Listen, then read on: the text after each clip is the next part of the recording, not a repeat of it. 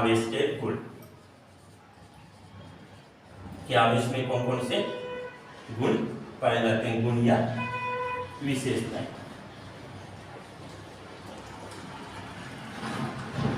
पहला गुण तो होता है कि आवेश वो कौन सी राशि होती है, सदिश राशि होती है या अदिश राशि होती है। तो आवेश है उसको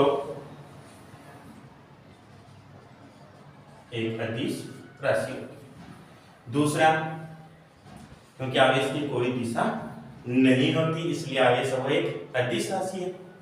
दूसरा, आवेश है संरक्षित रहता है। क्या रहता है? संरक्षित। तीसरा, आवेश वो निश्चल होता है। चौथा गुण, आवेश वो क्वांटीकृत होता है। और पांचवा जो इसकी परिभाषा है कि आकर्षण और प्रतिकर्षण। तो ये 5 गुण हैं जो अपन पढ़ेंगे कि आवेश है वो एक अदिश राशि होती है, आवेश संरक्षित रहता है, आवेश निश्चल होता है, आवेश क्वांटीकृत होता है, आवेश में आकर्षण व प्रतिकर्षण का गुण पाया जाता है। तो फर्स्ट अदिश है, मतलब इसकी कोई दिशा नहीं होती। अब संरक्षित कि आवेश वो संरक्षित कैसे रहता है। तो आवेश संरक्षण नियम। आवेश संरक्षण नियम मतलब आवेश को न ही नष्ट किया जा सकता और न ही उत्पन्न किया जा सकता। तो क्या किया जा सकता है? जब इसको नष्ट और उत्पन्न दोनों ही नहीं कर सकते तो क्या करेंगे? इसको एक रूप से दूसरे रूप में रूपांतरित या स्थानांतरित कर देते हैं। तो आवेश संरक्षण नियम क्या होता है कि आवेश को न तो नष्ट किया जा सकता और नहीं उत्पन्न किया जा सकता, बल्कि इसको एक रूप से दूसरे रूप में स्थानांतरित कर सकते हैं। या फिर गणितीय भाषा में अपन क्या लिखें कि सबमिशन Q बराबर नियत। मतलब किसी भी निकाय के अंदर आवेशों का सबमिशन मतलब योग, आवेशों का बीजगणितीय योग हमेशा नियत रहता है। कैसे? उदाहरण में अपन लेते हैं कांच की छड़ और रेशम का कपड़ा। क्या लेते हैं? कांच की छड़ और रेशम का कपड़ा। यानी कांच की छड़ और रेशम के कपड़े को जब आपस में रगड़ते हैं या घर्षण करवाते हैं तो कांच की छड़ है वो धन आवेशित हो जाती है। कौन सा आवेश आ जाता है कांच की छड़ पर? धन आवेश। और रेशम के कपड़े पर जितना धन आवेश कांच की छड़ पर आता है उतना ही ऋण आवेश रेशम के कपड़े पर स्थानांतरित हो जाता है। किस विधि से? घर्षण के द्वारा। जब घर्षण यानी रगड़ते हैं इनको एक दूसरे के ऊपर, कांच की छड़ के ऊपर रेशम का कपड़ा लपेटकर रगड़ा जाता है, घर्षण कराया जाता है, तो कांच की छड़ है वो तो धन आवेशित हो जाती है। और जितने आवेश कांच की छड़ पर धन आवेश आता है उतना ही ऋण आवेश रेशम के कपड़े पर आ जाता है। दोनों को जब जोड़ेंगे, यानी ये था अपना सबमिशन Q यानी बीजगणित योग, दोनों को जोड़ेंगे जितना प्लस में उतना ही माइनस में यानी 0, यानी जितना आवेश था उतना ही अभी है। तो इस तरह से ये क्या बताता है उदाहरण कि आवेश वो संरक्षित रहता है, यानी आवेश संरक्षण नियम की पालना करता है।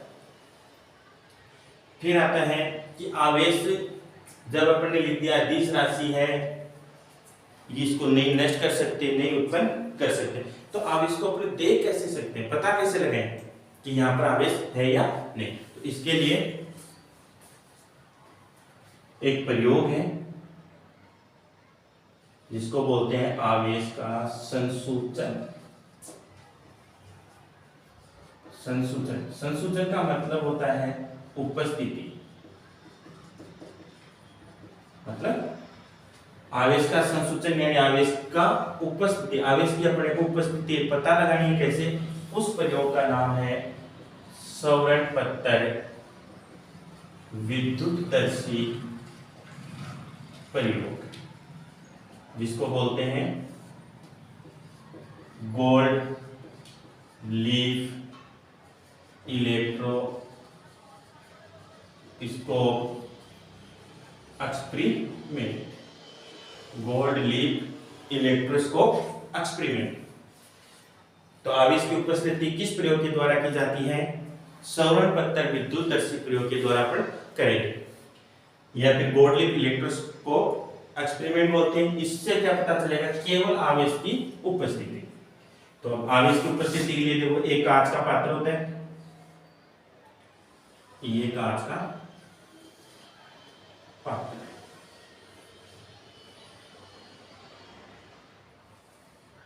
अब इसमें कोई कुचालक पदार्थ लगा, क्या लगा रखा है? कुचालक पदार्थ। और एक नली है जो ऊर्ध्वाधर लगी हुई है, नली क्या है? ऊर्ध्वाधर नली लगी हुई है, जिसको धातु की छड़ कहते हैं। क्या कहते हैं? धातु की छड़। किसमें लगी हुई है? कांच के पात्र में। ऊर्ध्वाधर मतलब लंबवत या खड़ी। किसकी सहायता से? कुचालक पदार्थ। अब कुचालक पदार्थ कोई भी ले सकते हैं, जैसे अपन ले रहे हैं रबर। क्या लेंगे? रबर, या इसका दूसरा नाम बोल सकते हैं कोट। कि कोई भी कुचालक पदार्थ या रबर या कोट। कुचालक पदार्थ इसलिए लिया है क्योंकि ये जॉइंट है, जॉइंट से किसी प्रकार का आदान प्रदान न हो, इसलिए जॉइंट में हमने क्या लगा दिया? रबर या कोट। इस रबर या कोट की सहायता से इस धातु की छड़ को लगा दिया। धातु की छड़ के ऊपर वाले हिस्से पर क्या लगी हुई है? डाट बोलते हैं इसको, या फिर चकती, या फिर अपन भाषा में टोंटी बोलते हैं। क्या बोलते हैं? टोंटी। तो धातु की छड़ के ऊपर क्या लगी हुई है? डाट या चकती। इसके नीचे वाले हिस्से में अपन ने धन आवेशित सवर्ण पत्तियां लगाई। क्या लगाई हैं? धन आवेशित सवर्ण पत्तियां।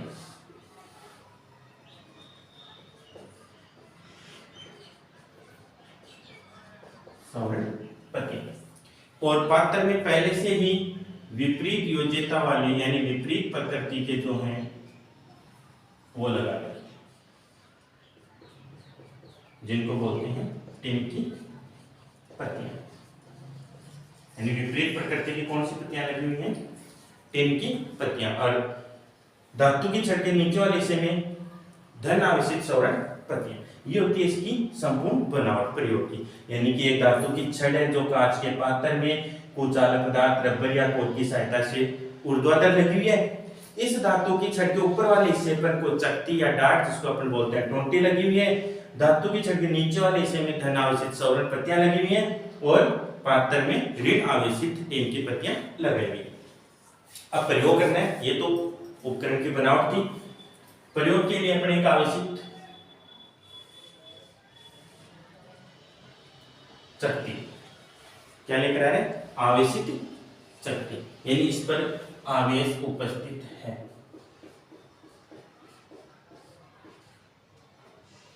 ये क्या है? आवेशित चकती।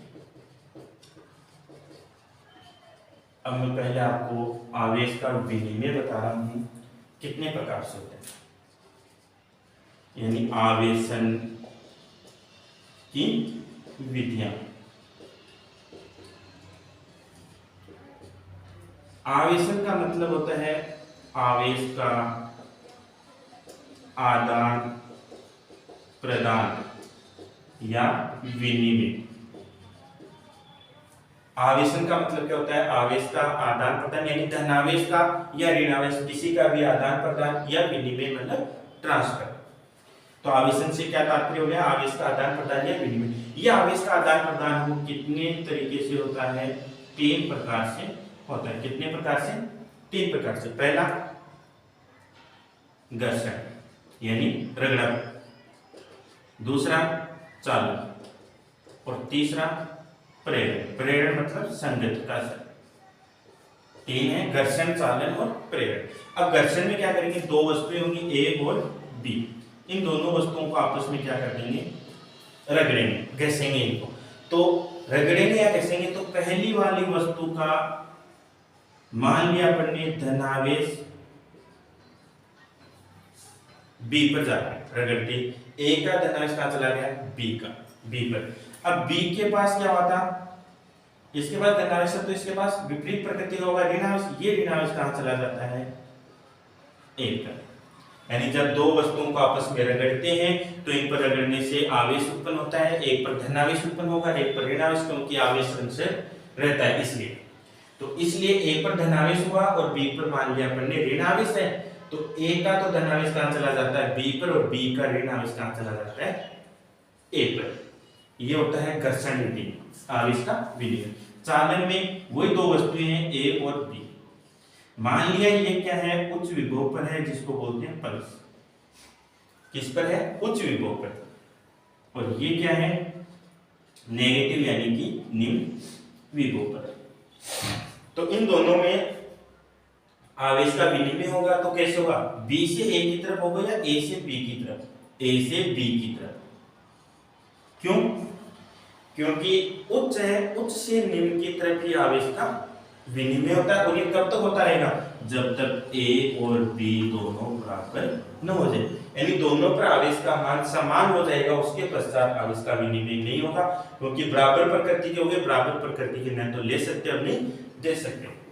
प्रेरण में भी वही है कि ये बी क्या है, निरावेशित है, यानी इस पर किसी प्रकार का आवेश उपस्थित नहीं है। ए क्या है, आवेशित है, मतलब इसके ऊपर आवेश है। तो केवल ए वस्तु पर क्या है, आवेश है, दूसरी पर क्या आवेश उपस्थित नहीं है। जब इन दोनों वस्तुओं को पास लेकर जाते हैं तो ये आवेशित वस्तु है, जिसकी दूसरी विधि कहते हैं अपनी चालन। चालन में क्या होता है, आवेश का विनिमय होता है। कहां से कहां, जहां पर आवेश ज्यादा है, जहां पर कम है उधर, यानी अधिक से निम्न की ओर होता है, और अधिक से निम्न की ओर होगा तो ए से बी की तरफ आवेश आएगा। आवेश आते ही ये किसकी तरह व्यवहार करने लग जाएगी, आवेशित ए की तरह। यानी कि एक आवेशित थी, दूसरी निरावेशित थी। ए पर आवेश था, दूसरी पर आवेश नहीं था। जिसके पास नहीं था वो क्या करेगा, लेने की कोशिश करेगा। चालन विधि में क्या था कि उच्च से निम्न की ओर, मतलब जहां पर आवेश अधिक है वहां से कम की ओर आवेश का प्रवाह होगा।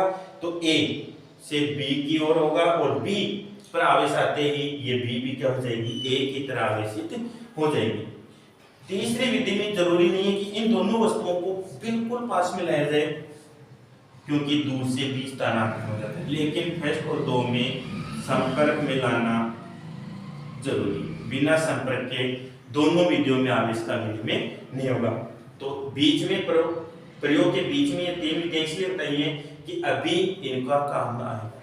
तो देखो प्रेरण में क्या होता है कि ए आवेशित है, बी निरावेशित है, तो आवेशित निरावेशित है वो भी क्या हो जाती है, आवेशित हो जाती है, आवेशित की तरह व्यवहार करने लग जाती है।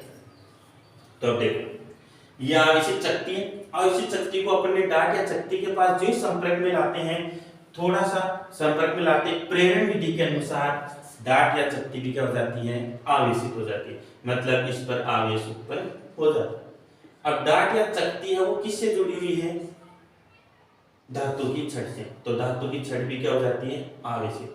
और ये आवेश कहां पहुंचता है, धातु की छड़ के नीचे वाले हिस्से पर पहुंचता है। नीचे वाले हिस्से पर पहुंचता है मतलब पहले से नीचे क्या लगेंगे, धन आवेशित सवर्ण प्रतियां। पांचवा गुण था अपना आकर्षण और प्रतिकर्षण का, मतलब समान प्रकृति के हैं, समान प्रकृति के हैं तो आकर्षण प्रतिकर्षण, और विपरीत प्रकृति के मतलब प्लस माइनस माइनस प्लस मतलब आकर्षण। यदि वस्तुएं पर विपरीत प्रकृति का आवेश है तब तो उनके मध्य आकर्षण का गुण होगा, और यदि समान प्रकृति के हैं तब उनके मध्य प्रतिकर्षण का गुण होगा।